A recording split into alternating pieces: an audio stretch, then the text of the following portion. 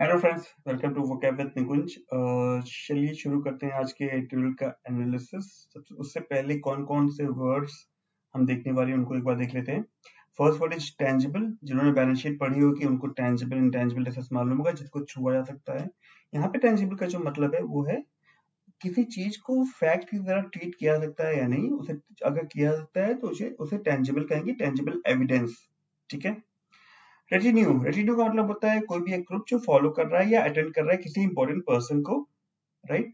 Contentious का मतलब होता है इन्वॉल्विंग और लाइकली टू कॉज कंट्रोवर्सी, जिससे कुछ कंटेंशन हो सकता है, कंट्रोवर्सी हो सकती है। कंटेंशन मतलब विवाद। ओके।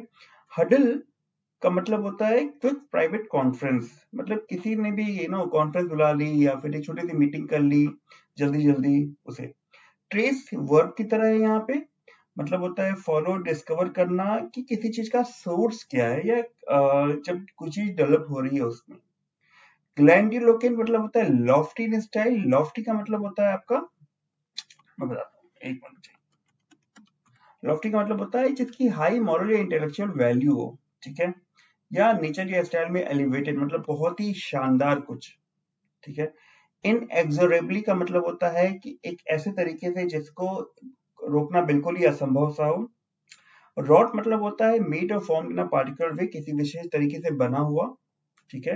आयरन रॉट बोलते हैं रिंग्स वगैरह ज्वेलरी को। रेकन मतलब होता है एक्सपेक्ट टू बी ट्रू, या बिलीव करना कि ये, मतलब एक्सपेक्ट करना कि ये सच बात हो। एक्सटिंक्शन मतलब कि बिल्कुल ही खत्म हो गया हो, जो जैसे कि डायनासोर एक्सटिंक्ट हो गए हैं। टेरेस्ट्रियल मतलब कि लैंड से रिलेटेड, लैंड पर रहने वाले।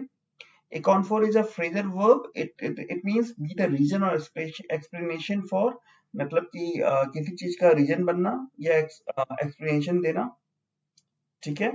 इवोक का मतलब होता है call fourth emotion, feeling and responses, मतलब कि कुछ जनरेट करना, कुछ रिस्पॉन्स जनरेट करना, ऐसा।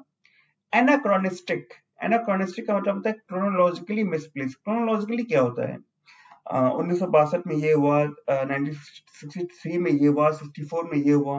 ये जो चीजें जो है टाइमलाइन के हिसाब से अरेंज करते हैं ना, तो उसे क्रोनोलॉजिकली बोलते हैं।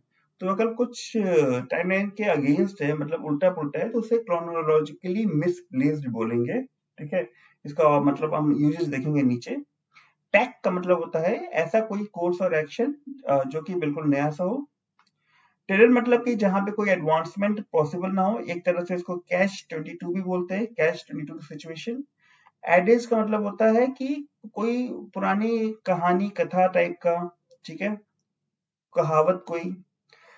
अब देखते हैं बात क्या हो रही है। जो हमारा अभी रिसेंटली हुआ है कॉप 27 और सीबीडी जो चल रहा है उसके बारे में है कि अब प्लेनेट इन क्राइसिस, हमारे प्लेनेट की बात हो रही है, ठीक है, कि क्राइसिस में है। और क्यों क्राइसिस में है, क्योंकि tangible outcome from biological diversity convention पे हैं, कि टेंजिबल आउटकम्स नहीं आ रहे हैं, ठीक है, या आ भी रहे हैं या नहीं आ रहे, वो हम देखेंगे, ठीक है। अभी देखिए नीचे लिखा हुआ है tangible outcomes from biological diversity convention a long time away, मतलब बहुत दूर है अभी।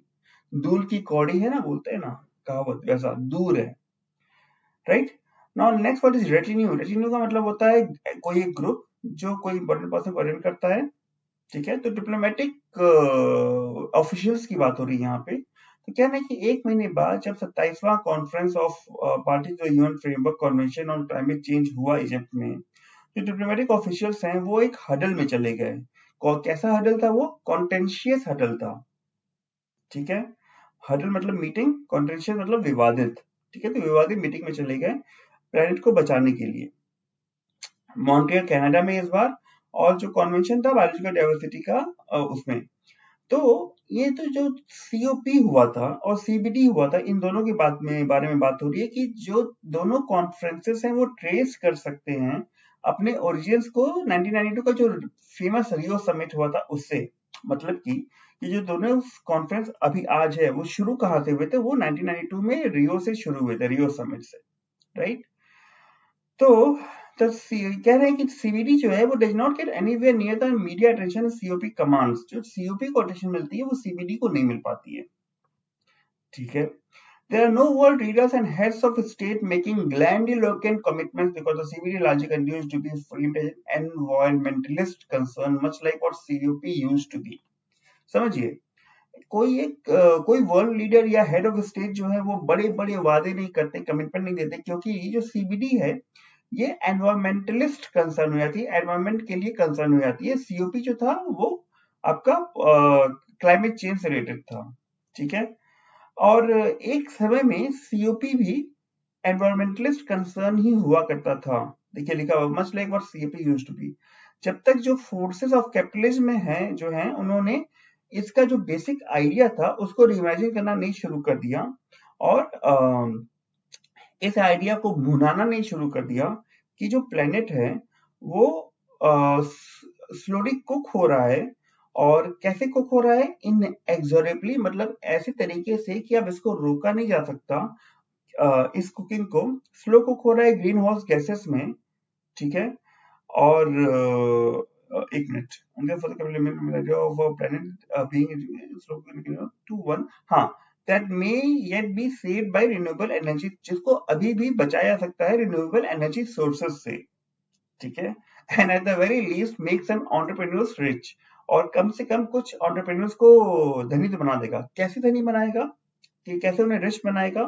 क्योंकि जो रिन्यूएबल एनर्जी सोर्स का वो व्यापार करेंगे इस सीओपी के नाम से, इससे सीओपी से उनके व्यापार को थोड़ा सा शायद वो मिलेगा, स्पाइक मिलेगा, उससे वो उन्हें धनी बनाएगा, ठीक है।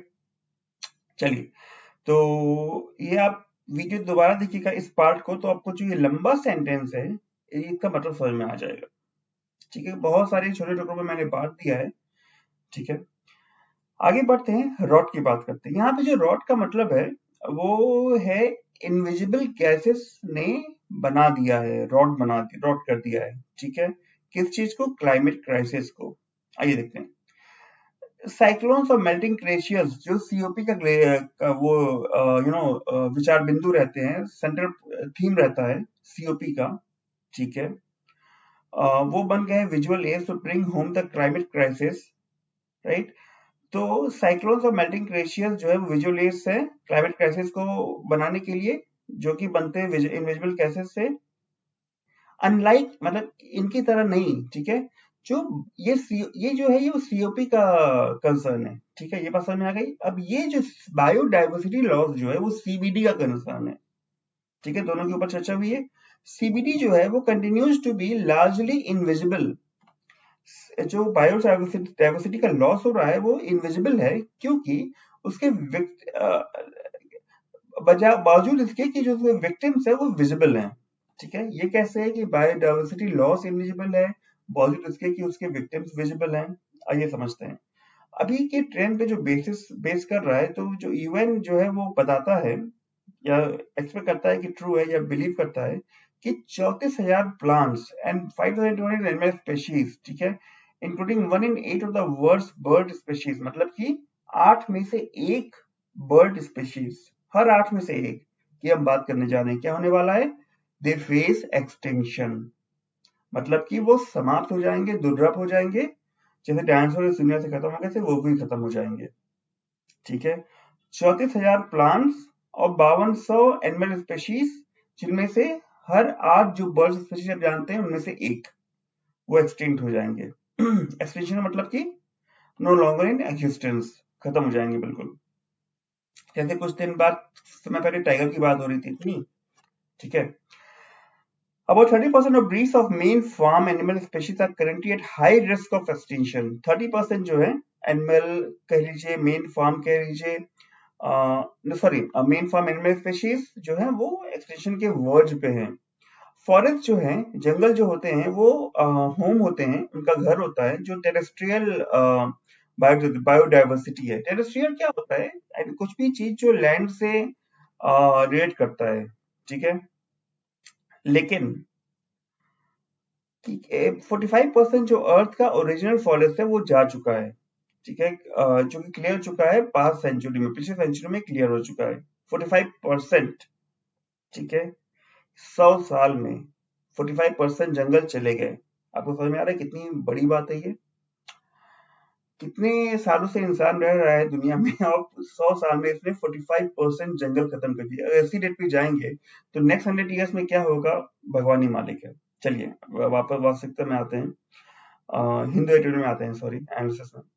Okay, so yet because much of this extinction is not finally accounted for, as the rise in per capita carbon emission, the temperature swings, it fails to evoke the urgency it deserves.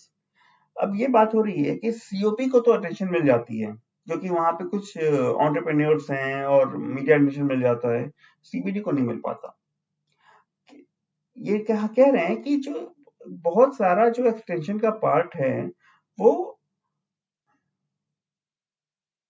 एक minute, जो extension का part है वो finally accounted for नहीं होता है, मतलब finally उसका जो एक्सप्लेनेशन है या रीजन है वो वो नहीं कर सकते, हम एलोकेट नहीं कर सकते कि जैसे हमारी जो राइज है पर कैपिटा कार्बन एमिशन में जो इंक्रीज होती है, ठीक है, ये टेम्परेचर स्विंग होता है, उसको एलोकेट नहीं कर सकते, ठीक है, कि इतना, जैसे देखिए ऐसे समझिए, अगर पर कैपिटा कार्बन एमिशन बढ़ेगा तो बर्फ पिघलेगी और क्या कहते हैं, जो ग्लोबल वार्मिंग है उसको हम नाप सकते हैं, लेकिन इस एक्सटेंशन को नहीं नाप सकते हम उससे, पर कैपिटा कार्बन एमिशन से या टेम्परेचर स्विंग से, ठीक है।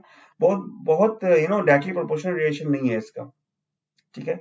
तो इसीलिए ये जो है, it fails to evoke the urgency, जो अर्जेंसी शो होनी चाहिए वो नहीं शो हो पाती, ठीक है। जो रिस्पॉन्सेस आने चाहिए इस अर्जेंसी को देखते हुए वो नहीं आ पाते, वो फेल कर देती है। इवोक का मतलब होता है call, responses, call fourth responses को बुलाना, ठीक है। तो ये है, इस लाइट में, मतलब इस दृष्टिकोण को देखते हुए जो इंडिया का स्टैंड है, इंडिया का जो क्या बोलेंगे, जो पॉइंट अपने सामने रखता है कि of not wanting hard targets on proposal such as reducing the use of pesticides, कि इंडिया क्या चाहता है, वो चाहता है कि उसे हार्ड टारगेट नहीं मिले पेस्टिसाइड्स रिड्यूस करने के मामले में, ठीक है। तो इसी इसी दृष्टिकोण से इंडिया का जो स्टैंड है वो एनाक्रोनिस्टिक लगता है, ठीक है, मतलब कि गड़बड़ सा लगता है। कैसे गड़बड़ लगता है, देखिए, इंडिया का स्टैंड क्या है कि वो नहीं चाहते कि उनको पेस्टिसाइड्स यूज करने में कोई हार्ड टारगेट मिले, मतलब कि कुछ एक नंबर मिल जाए कि कम करना है पेस्टिसाइड। लेकिन एनाक्रोनिस्टिक क्यों है, क्योंकि पेस्टिसाइड जो है उनका इफेक्ट जो है बायोडाइवर्सिटी पे वो डॉक्यूमेंटेड है, और वो कंजर्व करते हैं 30% ऑफ लैंड एंड सी, ठीक है। तो चूंकि हम जानते हैं कि पेस्टिसाइड से प्रॉब्लम होती है बायोडाइवर्सिटी में, इसलिए इंडिया को अगर इंडिया जो है वो हार्ड टारगेट नहीं चाहता है पेस्टिसाइड यूज करने में, तो वो थोड़ा गड़बड़ सा लगता है, सीम्स एनाक्रोनिस्टिक, ठीक है, मिसप्लेस्ड लगता है ये आर्गुमेंट। पार्टिकुलरली स्पेशली जब हम देखते हैं कि वो अपने आप को चैंपियन दिखाता है कंजर्वेशन के मामले में और नेचर की हार्मनी में रहने के, नेचर से हार्मनी के रहने के मामले में, ठीक है।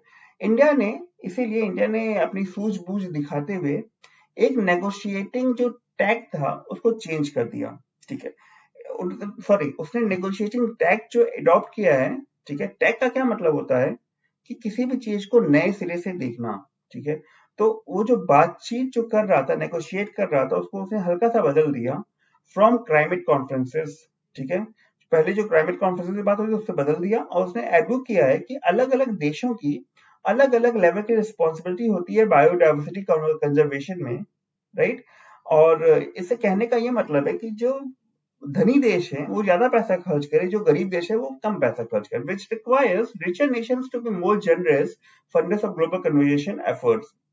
और ये जानी बुझी हुई बात है कि ऐसे जो डिमांड्स हैं कि बड़े देश बड़े ज्यादा पैसा खर्च करें और वो देश कम पैसा खर्च करें, वो एक जेन्युइन है, मतलब कि उस पे कोई भी एडवांसमेंट पॉसिबल नहीं है जब तक कि देश क्या करे, अपने अपने टारगेट्स डिफाइन कर ले। तो टारगेट्स डिफाइन करने के बाद इंडिया अभी नहीं कह रही है, वो कह रही है ज्यादा खर्च करे कम खर्च करे ये, लेकिन क्या मेजर नहीं किया जा सकता, ठीक है, वो उसको समझा भी नहीं जा सकता, उसको एड्रेस भी नहीं किया जा सकता, ठीक है। ये बात समझ में आ रही है, जो जो चीज मेजर नहीं की जा सकती उसको ना समझी जा सकती है, ना उसको उसका सोल्यूशन निकाला जा सकता है।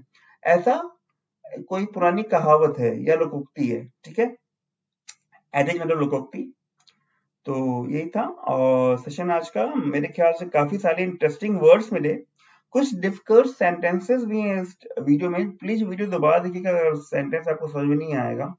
फिर भी अगर समझ में नहीं आता है तो मैं हूँ, आप कमेंट सेक्शन में मेंशन करिए, I try my best to resolve your doubts, ठीक है? चलिए मिलते हैं अगले सेशन में। अगर फिर आपको अपनी वोकैबुलरी बढ़ानी है, ऐसे कठिन वर्ड सीखने हैं, तो यहाँ क्लिक करके आप चैनल को सब्सक्राइब कर सकते हैं। चलिए मिलते हैं अगले सेशन में, तब तक के लिए बाय बाय। Thank you.